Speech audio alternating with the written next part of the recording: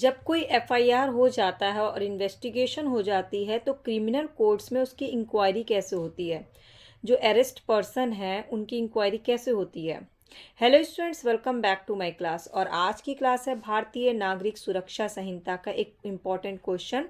तो पहले आप क्वेश्चन नोट डाउन कर लीजिए, उसके बाद मैं बेयर एक्ट के थ्रू आपको इसका पूरा आंसर फॉर्मेट करवाऊंगी और साथ ही साथ फैक्ट के साथ साथ मैं कंसेप्ट क्लियर करूंगी, वो भी अपनी लैंग्वेज में, ताकि आपको समझने में आसानी हो। तो सबसे पहले क्वेश्चन जो है वो यह है कि व्यक्तियों के विरुद्ध जांच या गिरफ्तारी संबंधी आपराधिक न्यायालय की अधिकारिता का विवरण दें।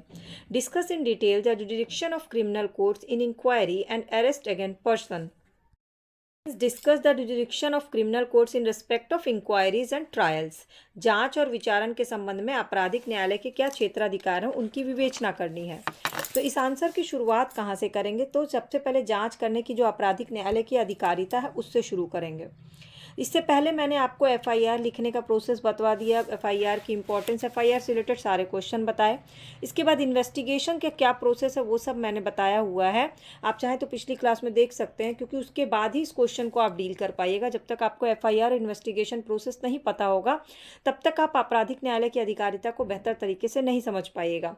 खैर, तो हम पहले शुरू करेंगे ये धारा 197 से। धारा 197 जो कहता है जांच और विचारण का मामूली स्थान। प्रत्येक अपराध की जांच और विचारण मामूली तौर पे ऐसे न्यायालय द्वारा किया जाएगा जिसके स्थानीय अधिकारिता के अंदर वो अपराध किया गया। जैसे हर न्यायालय का एक जुडिक्शन होता है, जैसे पुलिस स्टेशन का एक क्षेत्र होता है, उसी तरह से न्यायालय का भी एक फिक्स क्षेत्र होता है। अगर उस क्षेत्र के अंदर कोई भी अपराध किया गया तो उसका जो वो है इन्वेस्टिगेशन, जाँच है, उसका अधिकार किसको मिलेगा? उस न्यायालय को मिलेगा। जैसे कि एक व्यक्ति जो है वो कानपुर का रहने वाला है और लखनऊ में अपराध हो जाता है, तो उस व्यक्ति के विरुद्ध जांच और विचारण जो है वो लखनऊ मजिस्ट्रेट के द्वारा होगा। पर यह एक सुविधा का नियम है, निरपेक्ष नहीं। जैसा कि नसरुद्दीन खान बनाम बिहार राज्य केस में हुआ था कि यदि किसी अभियुक्त की जांच और विचारण ऐसे न्यायालय द्वारा की जाती है जिसकी स्थानीय अधिकारिता की सीमाओं में अपराध नहीं हुआ है, तो केवल इस आधार पर जांच विचारण या दोष सिद्धि को अपास्त नहीं किया जा सकता यदि अभियुक्त से किसी प्रकार का न्याय नहीं हुआ है। ये केस है नसरुद्दीन खान बनाम बिहार राज्य का। और धारा कौन सी थी? 197, जिसमें जांच और विचारण का मामूली स्थान ये बताया गया कि जुडिक्शन में अगर हुआ है तो जिस जुडिक्शन में हुआ उसी जुडिक्शन के न्यायालय में वहाँ जांच होगा। दूसरा है धारा 198, जिसमें जांच या विचारण यानी कि इन्वेस्टिगेशन या ट्रायल अपराध के स्थानीय क्षेत्र की अनिश्चितता। इसमें है जहां वह अनिश्चय है कि कई स्थानीय क्षेत्रों में से किसी स्थानीय क्षेत्र में अपराध किया गया है, जहां अपराध अंशतः एक स्थानीय क्षेत्र में और अंशतः किसी दूसरे क्षेत्र में किया गया, और जहां अपराध चालू रहने वाला है और उसका किया जाना एक से अधिक स्थानीय क्षेत्र में चालू रहता है, जहां अपराध विभिन्न स्थानीय क्षेत्रों में किए गए कार्यों से मिलकर बना है। मतलब यहाँ पर क्या है, कोई एक फिक्स स्थान नहीं है, बल्कि स्थान एक से ज़्यादा है और लोकल क्षेत्र के अलावा और भी कई स्थान हैं। इन सब से रिलेटेड धारा 198 इसमें है, यहाँ अपराध की जांच या विचारण ऐसे किसी न्यायालय द्वारा की जा सकती है जिसकी स्थानीय अधिकारिता की सीमाओं में अपराध का कोई भी भाग कारित हुआ। मान लीजिए कोई एक अपराध है जो 4 अलग अलग जगहों पे हुआ है, ठीक है, तो किसी भी एक जगह पे वहाँ की न्यायालय इसमें ट्रायल कर सकती है और इन्वेस्टिगेशन कर सकती है। इसमें केस है स्टेट ऑफ मध्य प्रदेश बनाम केपी घिया का मामला, कि इस मामले में संपत्ति ए नामक स्थान पर प्राप्त की गई, पर यह निश्चित नहीं हुआ कि संपत्ति का बेईमानी पूर्वक वयन करके ए स्थान पर हुआ था या बी स्थान पे हुआ था। अब ये ज़रूरी हुआ, ये निश्चित हुआ कि ए या बी स्थान पर जो भी न्यायालय है वहाँ पर उसका इन्वेस्टिगेशन और ट्रायल होगा। तीसरा है अपराध वहाँ विचारणीय होगा जहाँ कार्य किया गया या जहाँ परिणाम निकला, धारा 199। अब यहाँ पर है कि जब कोई कार्य किसी की गई बात के कारण या किसी निकले हुए परिणाम के कारण अपराध है, तो ऐसे अपराध की जांच या विचारण ऐसे न्यायालय द्वारा किया जा सकता है जिसकी स्थानीय अधिकारिता के अंदर ऐसी बात की गई है या परिणाम निकला हो। अब इसमें केस कैसे है, उदाहरण कैसे समझेंगे? मान लीजिए ए को कानपुर में चोट पहुंचाई गई और उसकी मृत्यु लखनऊ में हो गई उन चोटों के कारण, तो ए की मृत्यु का जो ट्रायल और इन्वेस्टिगेशन होगा कानपुर या लखनऊ में से किसी भी न्यायालय द्वारा किया जा सकता है। दूसरी ओर ए ने बनारस में लूट की और इलाहाबाद में लूट के माल के साथ वो गिरफ्तार हो गया, तो ए के विरुद्ध जो भी ट्रायल और इन्वेस्टिगेशन होगा वह बनारस या इलाहाबाद के न्यायालय द्वारा की जा सकती है। फिर चौथा है जहां कार्य अन्य अपराध से संबंधित होने के कारण अपराध है, वहां विचारण का स्थान। ये है धारा 200। अब जब कोई कार्य किसी ऐसे अन्य कार्य से संबंधित होने के कारण अपराध है जो स्वयं भी अपराध है या अपराध होता यदि कर्ता अपराध करने के लिए समर्थ होता, तो प्रथम वर्णित अपराध की जांच या विचारण ऐसे न्यायालय द्वारा किया जा सकता है जिसकी स्थानीय अधिकारिता के अंतर्गत अंदर उन दोनों में से कोई भी अपराध किया गया हो। ये जो लैंग्वेज है धारा 200 की, इसको समझना थोड़ा मुश्किल है, तो आपको मैं एक केस लिखवाती हूँ। सतवंत सिंह बनाम पंजाब राज्य। इसमें बताया गया कि अभियुक्त के विरुद्ध संयुक्त रूप से ट्रायल और इन्वेस्टिगेशन या तो उस न्यायालय द्वारा किया जा सकता है जिसकी अधिकारिता की सीमा के अंदर ये कांड हुआ है, या जिस न्यायालय की अधिकारिता की सीमा के अंदर संपत्ति प्राप्त हुई। इन दोनों जगह में से कहीं भी हो सकता है। फिर पांचवा है कुछ अपराध की दशा में विचारण का स्थान। ये है धारा 201 का ए, जैसे कि ठगी है, डकैती है, ये सब अपराध हैं धारा 181 में। अब अपराध की जांच या विचारण ऐसे न्यायालय द्वारा किया जाएगा जिसकी स्थानीय अधिकारिता के अंदर या तो चोरी डकैती हुआ है या वहां से वो चोर या डकैत मिला है, गिरफ्तार हुआ है। ठगी होने पे ठगी द्वारा कोई हत्या कर देता है, डकैती होती है, हत्या सहित डकैती होती है, डकैती की टोली का कोई एक सदस्य होता है या अभिरक्षा से निकल भागने का कोशिश करता है, इन सारे ही कंडीशन में। अब इसके बाद पॉइंट आता है कि व्यपहरण या अपहरण का अपराध धारा 201 के 2 में है। किसी व्यक्ति का अपहरण हो जाता है, किसी अपराध की जांच और विचारण के लिए ऐसे न्यायालय द्वारा किया जाएगा जिसकी स्थानीय अधिकारिता के अंदर कुछ उस व्यक्ति को अपहरण किया गया, क्योंकि अपहरण किस जगह से किया गया है तो वहीं से होगा। अपहरण किया गया है, वहाँ से ले गया है। तो अब मान लीजिए ए का अपहरण लखनऊ में किया गया, फिर वो कानपुर, बनारस, प्रयागराज में छिपाया गया उसको, और बाद में ए के अपहरण की जांच तो कहाँ कहाँ होगी, तो लखनऊ, कानपुर, बनारस, प्रयागराज सब जगह होगी जांच, किसी भी न्यायालय द्वारा की जा सकती है। इसके बाद चोरी, उद्यापन या लूट का अपराध जो कि धारा 201(3) में है। अब चोरी, उद्यापन या लूट के किसी अपराध की जांच किसी ऐसे न्यायालय द्वारा की जाएगी जिसकी स्थानीय अधिकारिता के अंदर चोरी हुई है या अपहरण किया गया है। सेम उसी तरह से है, बस आपको धाराएं याद रखनी है। फिर है आपराधिक दुर्विनियोग या आपराधिक न्यास भंग का अपराध जो कि धारा 201(4) में है।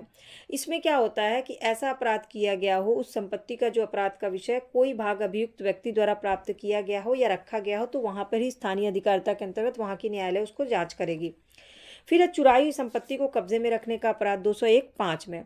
चुराई संपत्ति को कब्जे में रखने के अपराध की जांच या विचारण न्यायालय द्वारा की जा सकती है जिसके अंतर्गत वो अपराध हुआ हो और जिस क्षेत्र के अंतर्गत चुराई हुई संपत्ति रखी गई हो। छठा है इलेक्ट्रॉनिक संसूचना के साधन, पत्र आदि द्वारा किए गए अपराध 202(1) में। किसी ऐसे अपराध की जिसमें छल करना भी है, जांच या उनका विचारण उस दिशा में जिसमें इलेक्ट्रॉनिक संसूचना या पत्रों द्वारा दूरसंचार संदेश के माध्यम से ऐसे न्यायालय द्वारा किया गया हो जिसकी स्थानीय अधिकारिता के भीतर किसी ऐसे इलेक्ट्रॉनिक पत्र या संदेश भेजे गए हों, छल किया गया हो, बेईमानी किया गया, संपत्ति का ट्रांसफर कर दिया गया हो, तो ऐसे अपराध की जांच या विचारण ऐसे न्यायालय द्वारा किया जाएगा जिसकी स्थानीय अधिकारिता क्षेत्र के भीतर ये सब चीज़ें हुई हैं। और इसमें 2023 के अधीन दंड एवं किसी अपराध की जांच या विचारण ऐसे न्यायालय द्वारा किया जा सकता है जिसकी स्थानीय अधिकारिता के भीतर अपराध किया गया या अपराधी ने प्रथम विवाह की और अपनी पत्नी या पति के साथ अंतिम बार निवास किया हो, या प्रथम विवाह की पत्नी अपराध किए जाने के पश्चात स्थायी रूप से निवास करती हो। फिर है जल यात्रा या जल यात्रा पर किया गया अपराध, मतलब कोई शिप पर है और अपराध होता है, धारा 203। यदि कोई अपराध उस समय किया जाता है जब व्यक्ति वो उस समय जल यात्रा पे हो, तो इसकी जांच स्थानीय अधिकारिता के क्षेत्र में होगी और जो जल यात्रा के दौरान हुई होगी। एक साथ विचारणीय अपराध के लिए विचारण का स्थान, मतलब ये है धारा 204 में। किसी व्यक्ति द्वारा किए गए अपराध ऐसे हैं जो प्रत्येक ऐसे अपराध के लिए धारा 242, 43 और 44 ये आता है। इसमें आरोप लगाया गया है कि एक साथ कई अपराध के लिए विचारण। इसके बाद है विभिन्न सेशन खंडों में मामलों के विचारण के आदेश की शक्ति, धारा 205 में। धारा 205 क्या कहता है कि इस अध्याय के पूर्ववर्ती उपबंध में किसी बात के होते हुए भी राज्य सरकार निर्देश दे सकती है कि ऐसे मामलों का या तो किसी वर्ग के मामलों का विचारण जो किसी जिले में विचार के लिए हो, किसी भी सेशन खंड में भी किया जा सकता है, पर यह तब जबकि ऐसा निर्देश उच्च न्यायालय या उच्चतम न्यायालय द्वारा संविधान के अधीन या इस संहिता या किसी विधि के अधीन पहले ही जारी किए गए किसी निर्देश के विरुद्ध नहीं है। राज्य सरकार इस धारा के अधीन किसी मामले को किसी विशेष सेशन खंड द्वारा परिरक्षित किए जाने का निर्देश दे सकती है, पर किसी न्यायालय विशेष द्वारा विचारण का निर्देश